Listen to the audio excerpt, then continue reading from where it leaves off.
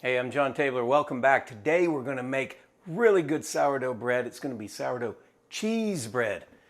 Cheese. Gotta have cheese.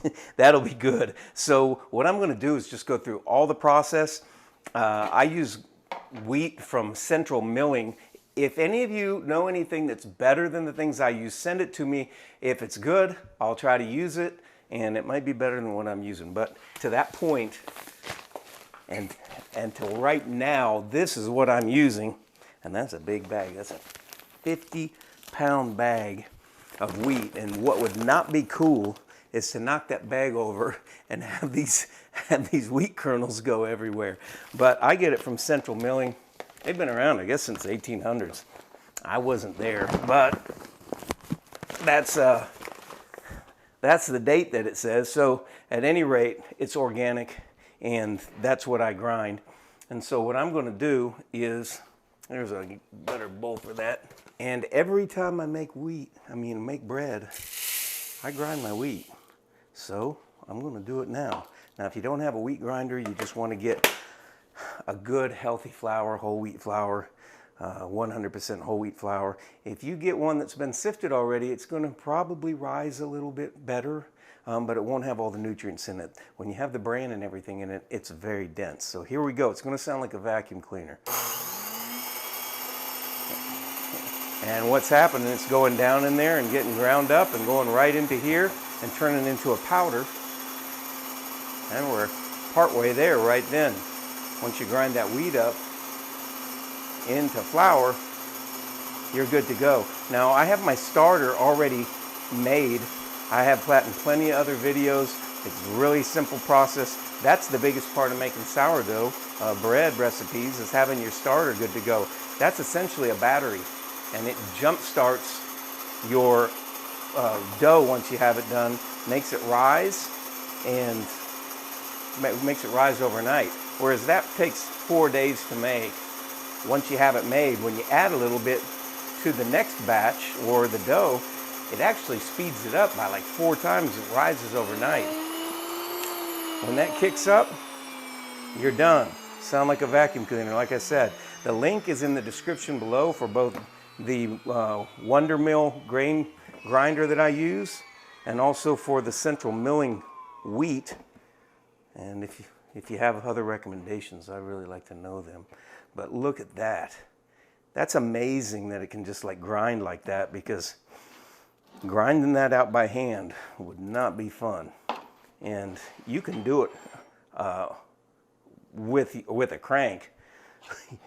You're going to get your exercise though doing that. So now what we want to do is take our bowl, and this time, whereas I normally let it rise in a bowl that's like this with a towel, a dish towel right here. They're made really for flour because they won't stick. It doesn't have like a towel, like little protrusions coming out of it. It's smooth. And so, but normally I'll do that and set it up in there. But this time I'm going to put it right in the pan, because I'm going to make cheese bread. And so what I do is basically take enough. When you eye it, if you want that big a loaf, that much, that's how much flour you're going to put in. I want to make this really simple, because I find that it's way too complicated online, and people just won't do it like that. The main thing is, it's been done forever, and it was done simply. It wasn't a big come around every 10 minutes and do things to your dough. But this starter should smell good. And also, I'm going to take another spoon here. Take a little bit.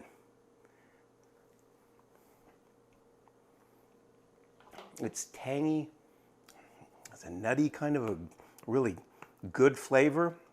That's what it should be like. If it has any off taste, you can barely get it to your nose, there's something wrong. But that's just fine. Put a heaping tablespoon. This is bigger than a tablespoon, but that'll actually do it. That's enough. I don't really need more. You just need enough to start it. Then of course we don't have the water in there yet, but you can put the starter in now, then add some water, add less than you need, stir it. You're gonna make a dough ball. Simple, just like when you're a little kid. You're playing with Play-Doh. Although you're not really supposed to put the water in the Play-Doh. You're going to make a mess and get in trouble. But a little bit more. If you add too much water, you're going to have to put a little bit of flour back in it. But the main thing is you have to make like one of those big mixers. You've seen them go around and around and around. And you can always add a little bit more, really easier than you can go back and add flour, but it really doesn't matter. That's the main thing. You know, once you do this a couple times, you'll be totally confident in not having a certain like exact measurement of water and exact measurement of flour. You're gonna have that much bread. So however much bread you want, do that. Just know that the bigger the loaf that you get, it's going to take longer for that heat in the oven to get to the center. And so if it gets too big spread out from the center, that is, maybe not long, but too big spread out, the dough in the center really will have a tougher time cooking. So you see what I've done here. I just add a little bit, mix it, and you're going to see the consistency of it. You don't want it dry, grainy, or anything like that. If it's ultra dry, it's really going to have a hard time rising.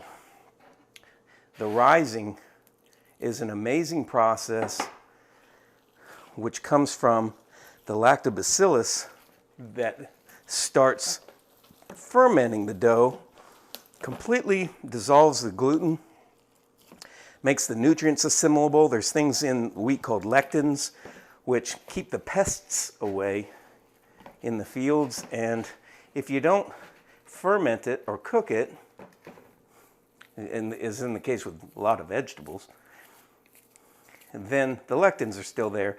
It's indigestible for a lot of people. The reason you should have sourdough is because it's trendy and make you cool. It's not really the reason. It's because it's bread. It's real bread. Yeast bread wasn't even invented until the start of the 1900s. They didn't even have that yeast that they add to stuff. And the yeast comes from the mold and fungus family. Lactobacillus is antifungal. Yeast bread really is not good for you. You swell up, you get fat. Most of the flour they use isn't whole flour like this. It also doesn't dissolve or break down the lectins or the gluten. This does all of them. Now you can see the consistency of that now. I don't have that hard a time squeezing it or anything like that. That's about what you want. And then what I'm going to do, and probably didn't use quite enough for the size that this is, pretty close. Let's just say that that's not quite as much as you want. It's so simple to just put a little bit more, add a little bit more water, and mix it up and sing a song while you're doing it. Don't pick up your phone and call anybody and wish them happy birthday at the same time, because phone's going to get a little messy. But just that quick, mixing that through, you're right back where you started, and it's a little bigger. You just want to make sure it's not dryish. It'll have a harder time to have the air raise it.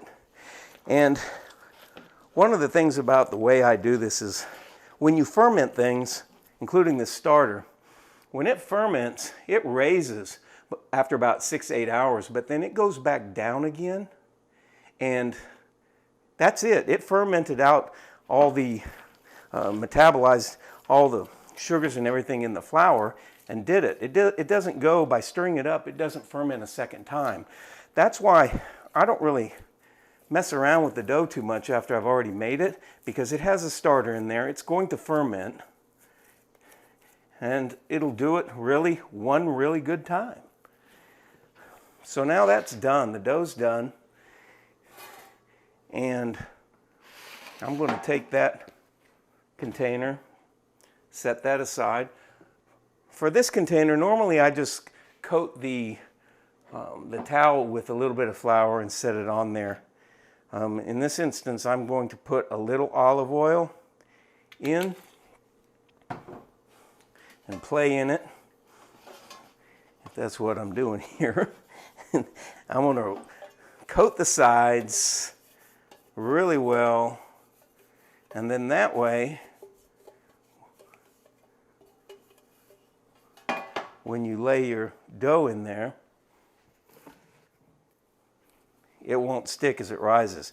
Now, here's the next thing I'm going to do. I'll set that aside and be ready to do that in a second. We want to see what it'll be like to have cheese in this. Okay, now there's a couple ways we can do this. One, we can put the cheese on after it raises, coat a little olive oil on top, and put the cheese on. And actually, I'm going to do that. You just get whatever cheese you want to use. And I'm going to reach over and grab a knife, because what I decided to do is do it two ways and we'll compare. So this isn't risen yet or anything. So on this one, I'm going to take the cheese. I'm going to put this over here because I'm actually going to put that in the pan just like that. But this one, I'm going to spread out and put cheese across it, however much you want. You'll know after you do it a couple times what you want. Then I'm going to roll it just like that. Pinch it shut. Get my bread pen back over here. And I'm going to make that one towards that end. And I'm going to take this one that has nothing and put towards this end. Then in the end, we're going to have a loaf, and you're going to compare the two. What I'm going to do with this one is after it raises, I'm going to coat them with olive oil. I'm going to put the cheese all over the top of that one. You can compare if you like it better one way or the other. Experiments are what you want to do when you're cooking. The main thing is, once you have your base of the healthy sourdough, the lactic acid fermented wheat, which is the way it is supposed to be done, the only way it's supposed to be done, the way that makes that wheat totally healthy for your body. The magic of fermentation is what's been lost in the people's diets. And so we're going to have that. We're going to come back now probably 8 to 12 hours, and we're going to bake that.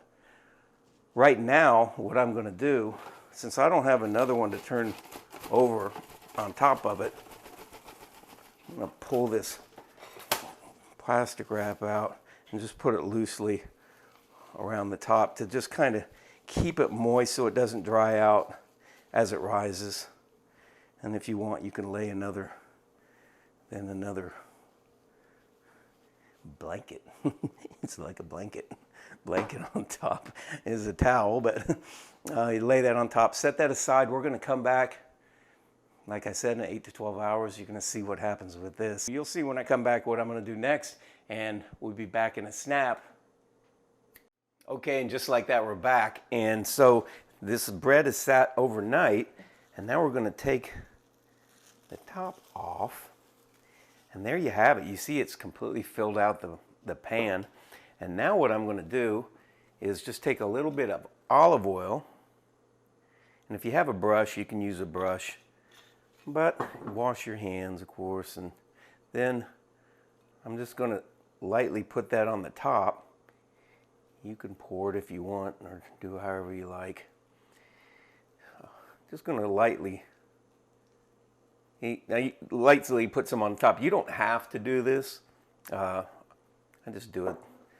The salt will stick a little bit better because a lot of times I don't salt until after I'm done completely. But this time I'm just going to do it lightly before, just a little bit. Now you'll remember that one of these sides has the cheese wrapped up in it and one doesn't. And so what I'm actually going to do now is put cheese all across the top.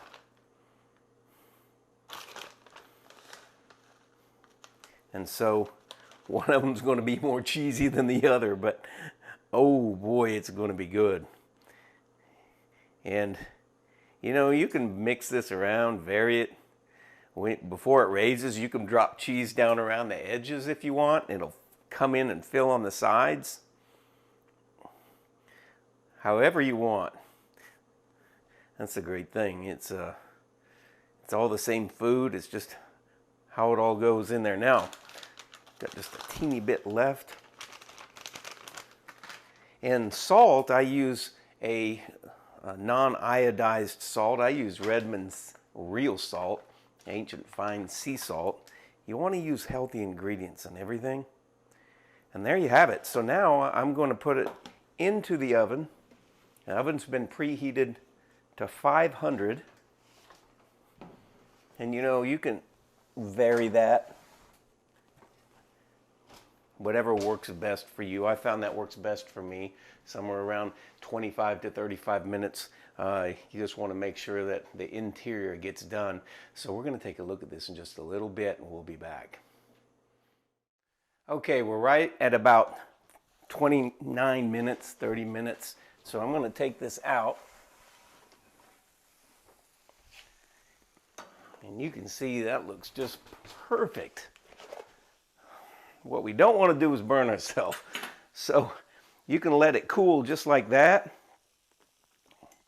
We're going to see around the edges here, it just pops right out of there. That oil was just perfect.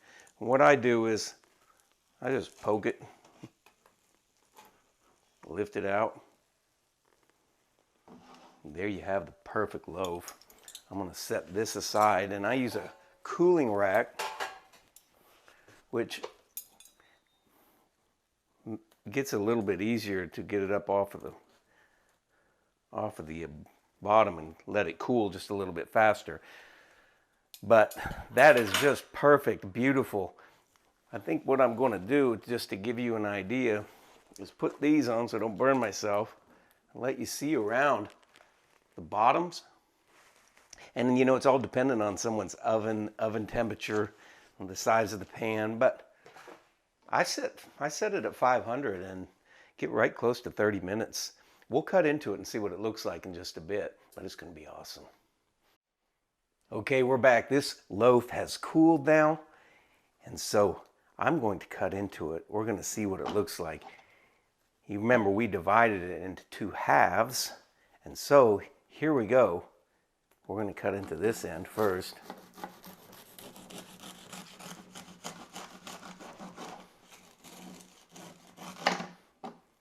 And that one has some of the cheese in the middle, and it's just and it's just perfect. You can see how that's set up. Let me cut on the other end.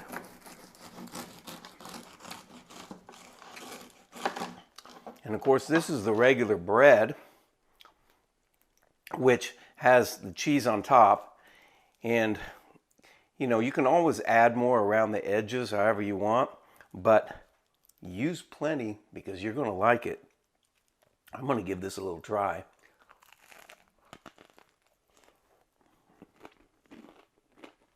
The salt and the oil, just a little bit of light salt, give it a great flavor from the top, but when you don't put it in the middle, it's still bread,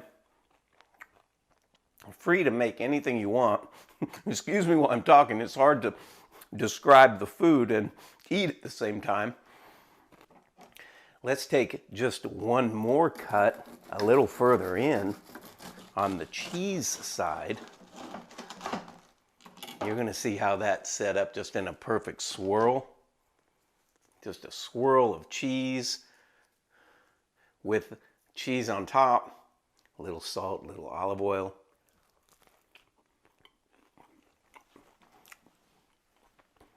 That is tremendous. You definitely have to have this. You definitely want to try this.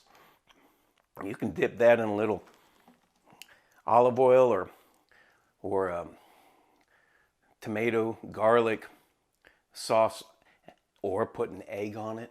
It's going to be awesome. Really, I'm greatly pleased with how that turned out. Now you have to remember that this flour is a little bit more dense, and so when you already add the cheese to it and you have bread, it's a little bit more dense, but boy, is it nourishing and extremely tasty and good. The only difference is in the amount that it rises is based really on how dense your flour is, and if you take the bran out, just like bran muffins are never as poofy as white bread, it's because they sift all the bran out of it, and then it gets bleached and turned to powder. You can use pastry flour that is whole wheat to make your bread, but I prefer all the nourishment of the wheat kernel, so that's the way I do it. This is just fantastic. Cheese sourdough bread. Enjoy it. Like and subscribe down below, and I'll see you in the next video.